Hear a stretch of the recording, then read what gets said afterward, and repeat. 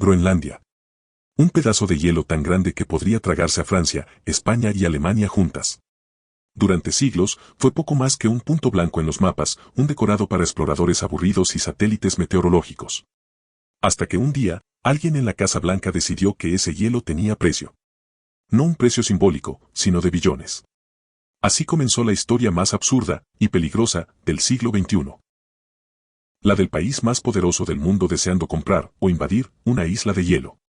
Somos un colectivo de entusiastas de las grandes historias relacionadas con el dinero, economía y finanzas, y en cada video te entregamos el research más riguroso. Nos apoyamos de la IA solo para material audiovisual, aunque nosotros escribimos el guión y editamos los videos. Agradecemos tu suscripción, like, share o comentario. Ahora sí, te decía. Groenlandia no es una nación, es una paradoja. Una tierra que parece vacía, pero debajo de su hielo esconde un tesoro geológico que podría redefinir el poder global. Desde Washington, la obsesión con esta isla dejó de ser una broma de Trump y se transformó en una estrategia. El deshielo del Ártico ha abierto nuevas rutas marítimas, ha expuesto minerales raros y ha puesto sobre la mesa una verdad incómoda: el futuro del mundo podría estar enterrado bajo el hielo. Pero el cambio climático no solo está derritiendo glaciares. También está derritiendo las viejas reglas del poder. Lo que antes era una locura diplomática, invadir a un aliado de la OTAN, hoy parece, en ciertos despachos, una jugada realista. Y cuando el dinero, la energía y la hegemonía se alinean, la ética se vuelve tan frágil como el hielo que recubre la isla. Durante siglos, Groenlandia fue un premio de consolación geográfico. Ni los vikingos pudieron mantenerla. Erik el Rojo la llamó la Tierra Verde para atraer colonos, pero la mayoría murió de hambre o regresó a Islandia. Dinamarca la heredó por inercia, como quien guarda un mueble viejo sin saber por qué. Hasta el siglo XX, el mundo apenas recordaba su existencia, salvo cuando algún explorador desaparecía entre tormentas o cuando los satélites necesitaban un punto blanco para calibrar su brillo. Todo cambió con la Segunda Guerra Mundial. En 1941, mientras los nazis ocupaban Copenhague, Estados Unidos vio una oportunidad: instalar bases militares para proteger la isla. En realidad, lo que hicieron fue tomar control estratégico del norte del Atlántico. La base aérea de Thule, construida en 1953, se convirtió en el ojo invisible de la Guerra Fría, apuntando sus radares hacia Moscú. Lo que parecía una simple estación militar se transformó en una pieza de ajedrez atómica. Desde allí se coordinaban vuelos espía, satélites de defensa y hasta simulacros de bombardeo. Washington entendió algo que el resto del mundo aún no: Groenlandia no era un trozo de hielo, era un portaaviones natural anclado en medio del planeta. En 1946, el entonces presidente Harry Truman ofreció $100 millones en oro para comprar la isla. Dinamarca se negó, sin saber que medio siglo después esa negativa sería recordada como una de las decisiones más caras de su historia. En los 90, cuando la Guerra Fría terminó, Estados Unidos abandonó parte de sus instalaciones y el interés se congeló junto con los glaciares. Pero el siglo XXI cambió todo. El deshielo, las tensiones energéticas y el ascenso de China reactivaron la vieja ambición americana. Hoy Groenlandia vale más que nunca, no por su paisaje, sino por lo que yace bajo su piel: tierras raras, uranio, zinc, petróleo y el control de rutas marítimas que acortan semanas de navegación entre Asia y Europa. Lo que antes era una isla invisible, ahora es el tablero donde se juega la partida por el futuro del planeta. En 2019, Donald Trump lanzó lo que muchos creyeron una broma: Estados Unidos debería comprar Groenlandia. Pero no era una ocurrencia pasajera. Según The Wall Street Journal, su administración llegó a consultar al Pentágono y al Departamento de Estado sobre los mecanismos legales para hacerlo. Detrás del sarcasmo, había una convicción. Los imperios modernos no se expanden con armas, sino con adquisiciones estratégicas. El interés estadounidense por Groenlandia nunca desapareció, solo hibernó. Tras la Guerra Fría, la Casa Blanca redujo su presencia militar, pero mantuvo la base de Thule, un complejo que hoy forma parte del sistema de defensa antimisiles del North American Aerospace Defense Command. En tiempos de inteligencia artificial y satélites espías, tener un punto avanzado a 1500 kilómetros del Polo Norte es como poseer una torre de vigilancia sobre el futuro. Sin embargo, el verdadero atractivo no está en el radar, sino en el subsuelo. Un informe del US Geological Survey reveló que Groenlandia podría albergar el 25% de las reservas mundiales de tierras raras, los minerales que dan vida a los microchips, baterías y turbinas de energía eólica. En otras palabras, el combustible invisible de la economía digital. Mientras China controla casi el 80% de su refinación global, Washington entiende que sin esos minerales, la independencia tecnológica es solo un eslogan. A eso se suma un hallazgo inquietante: Groenlandia podría contener hasta 52.000 millones de barriles de petróleo, según estimaciones de 2008. En perspectiva, eso equivale al total de reservas probadas de Estados Unidos. Si los números son correctos, la isla podría duplicar su capacidad energética y redefinir la seguridad nacional norteamericana.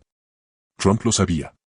Pero lo que pocos entendieron es que su fijación no era por el petróleo, sino por el símbolo.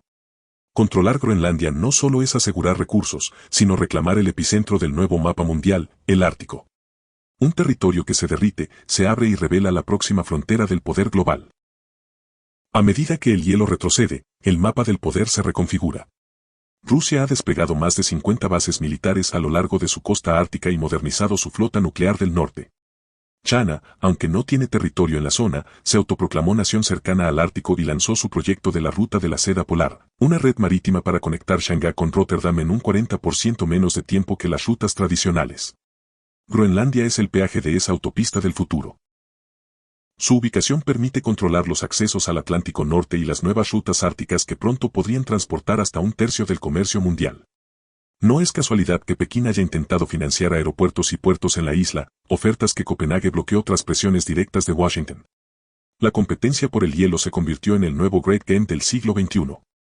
En 2020, Estados Unidos reabrió su consulado en Nuuk, cerrado desde 1953. El gesto no era diplomático. Era una marca de territorio. Poco después, destinó $12 millones en ayuda económica para fortalecer la cooperación con Groenlandia, una cifra simbólica pero con mensaje. Era el equivalente a poner una bandera sobre el hielo sin disparar un solo tiro. Mientras tanto, el derretimiento del Ártico se acelera. Según la National Oceanic and Atmospheric Administration, el Polo Norte se calienta 4 veces más rápido que el resto del planeta. El hielo que antes protegía la inaccesibilidad de Groenlandia hoy se derrite como una invitación abierta a las potencias. Lo que era un desierto blanco se convirtió en un mapa de oportunidades con coordenadas visibles desde el espacio. Y así, la isla olvidada por el mundo se transformó en el nuevo punto de fricción entre tres gigantes, Estados Unidos, Rusia y China. Pero mientras los titulares hablan de estrategia, la verdad es más cruda. No se trata solo de soberanía, sino de supervivencia económica. El país que controle el Ártico controlará los recursos del mañana. En el Ártico ya no hay fronteras claras, solo líneas imaginarias sobre un océano que se derrite.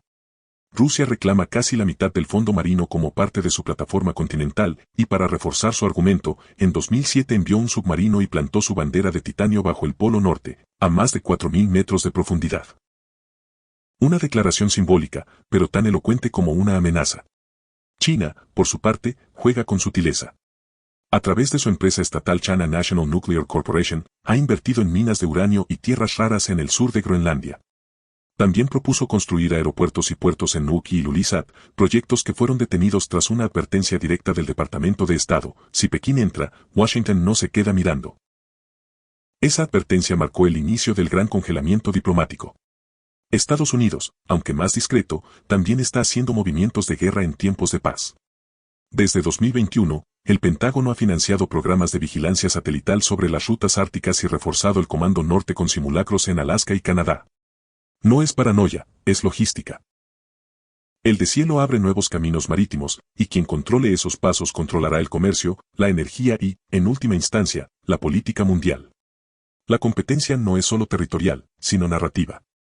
Rusia vende su expansión como una misión científica, China la disfraza de cooperación comercial y Estados Unidos la bautiza como defensa de la libertad.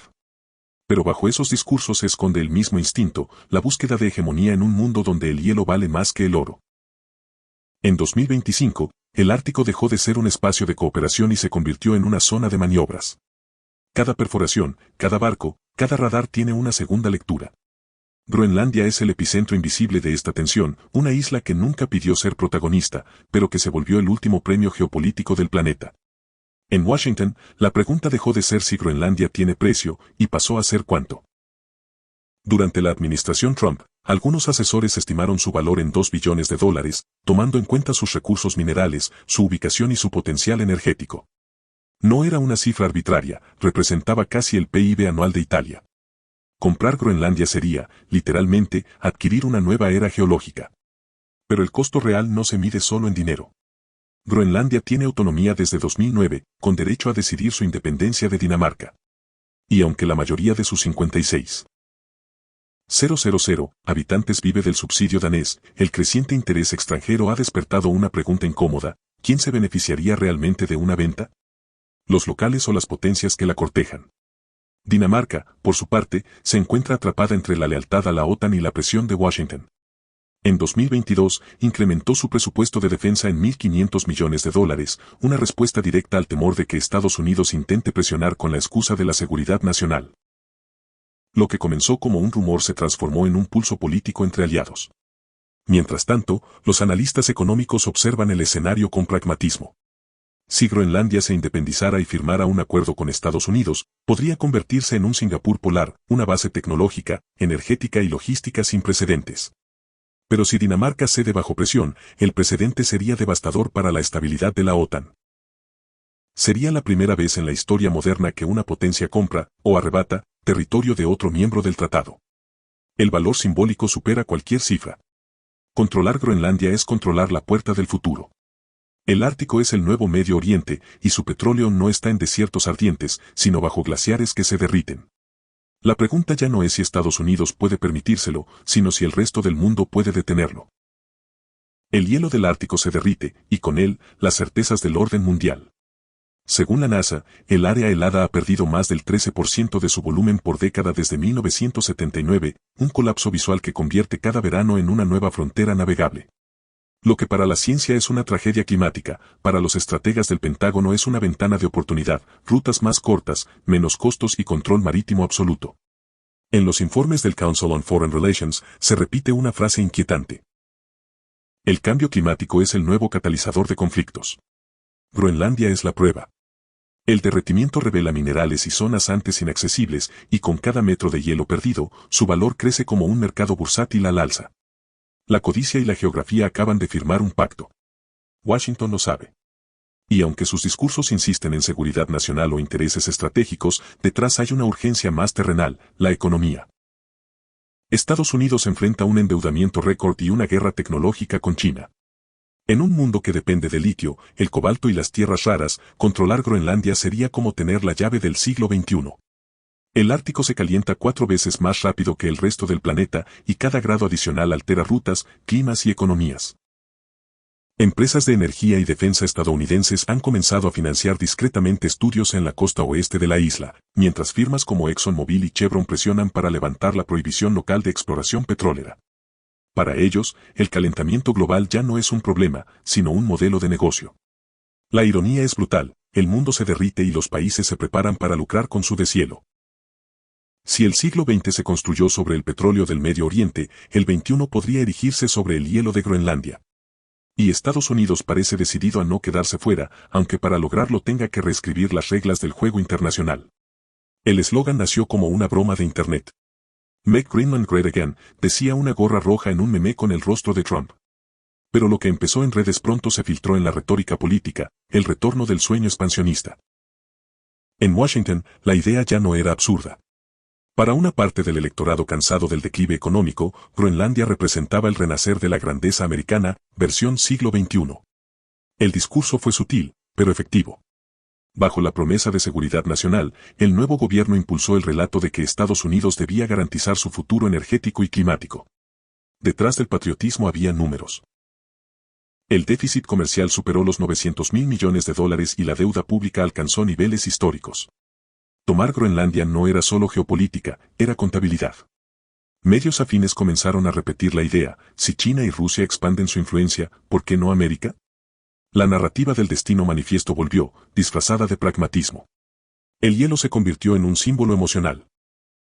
La promesa de un nuevo comienzo, el recordatorio de que el poder estadounidense no debía enfriarse, sino conquistar nuevos horizontes. Las encuestas reflejaron algo inquietante. En 2025, más del 40% de los votantes republicanos consideraban que comprar Groenlandia sería beneficioso para la economía nacional.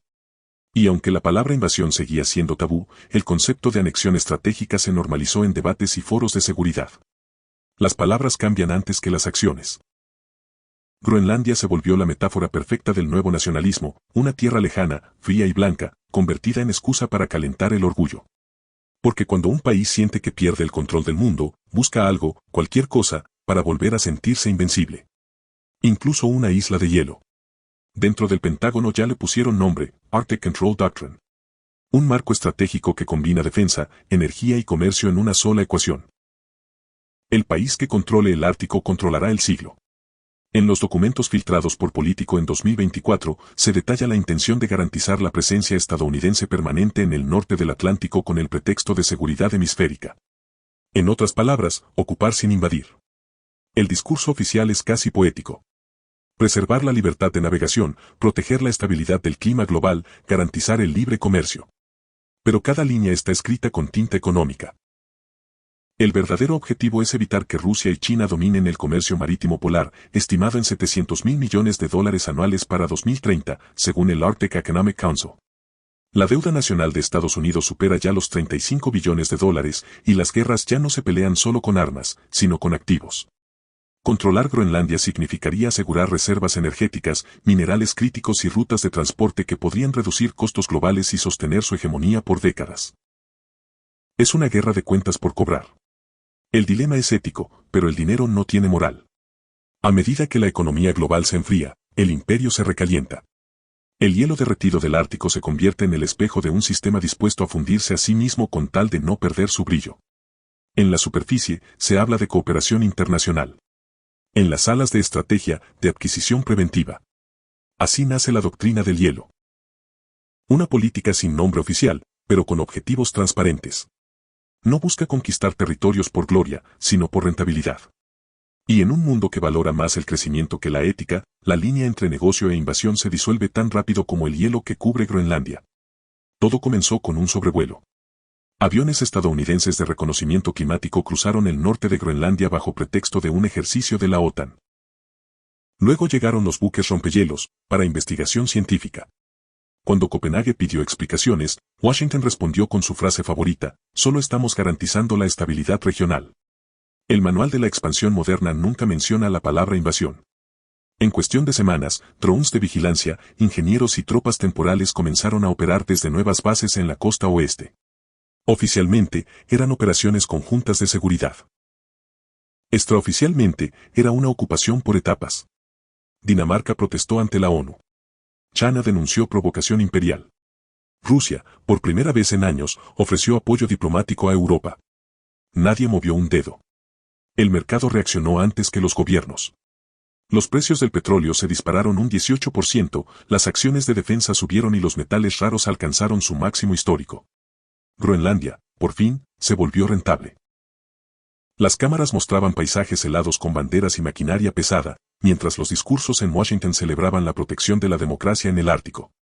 El hielo, convertido en metáfora de la libertad, se derretía bajo los focos.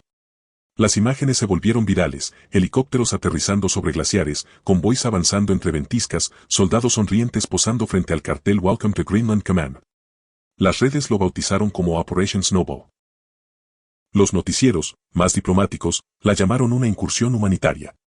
Los historiadores del futuro la conocerán como el inicio del siglo del Ártico. Mientras tanto, en Nuuk, los habitantes miraban el horizonte sin entender si eran liberados, vendidos o conquistados. El hielo se abría bajo sus pies y el mundo entero observaba cómo la primera guerra del cambio climático no se libraba por ideología, sino por recursos. Nadie disparó el primer tiro, pero todos sabían que el deshielo había comenzado hace mucho. Groenlandia ya no es solo una isla. Es un espejo. En su hielo se refleja la ansiedad de un mundo que ha confundido supervivencia con control. Cada decisión tomada en su nombre, cada base, cada perforación, cada bandera, habla menos del territorio y más de las potencias que la codician. La verdadera guerra no es por el Ártico, sino por el miedo a quedarse fuera del futuro. Los satélites ya no distinguen fronteras, solo cicatrices, líneas oscuras sobre el blanco infinito, donde el hielo retrocede y las ambiciones avanzan. Estados Unidos logró lo que muchos consideraban imposible, convertir una crisis climática en una oportunidad económica. Y aunque el mapa político no ha cambiado oficialmente, el equilibrio moral del planeta sí. En un mundo donde el calor derrite los polos, la frialdad se ha instalado en la diplomacia. La codicia ya no se esconde detrás de misiles, sino de discursos sobre estabilidad y progreso. Groenlandia es el ensayo general del nuevo orden, un modelo de conquista sin guerra, de expansión sin culpa, de lucro con bandera. La pregunta que queda flotando sobre el hielo no es si Estados Unidos invadirá Groenlandia, sino quién será el próximo en hacerlo cuando el siguiente territorio se vuelva rentable. Porque el planeta ya no se conquista con ejércitos, sino con contratos, créditos y promesas de desarrollo. Y mientras todos miran al norte, el sur del mundo sigue pagando la factura del deshielo. ¿Crees que el poder económico justificará la próxima gran invasión? Dale like, comparte este video y suscríbete para descubrir las historias que revelan el lado oculto del poder, el dinero y las decisiones que están moldeando el futuro del mundo. No olvides que tu feedback es muy importante para nosotros, porque nos permitirá mejorar nuestras siguientes entregas. Gracias por quedarte hasta el final.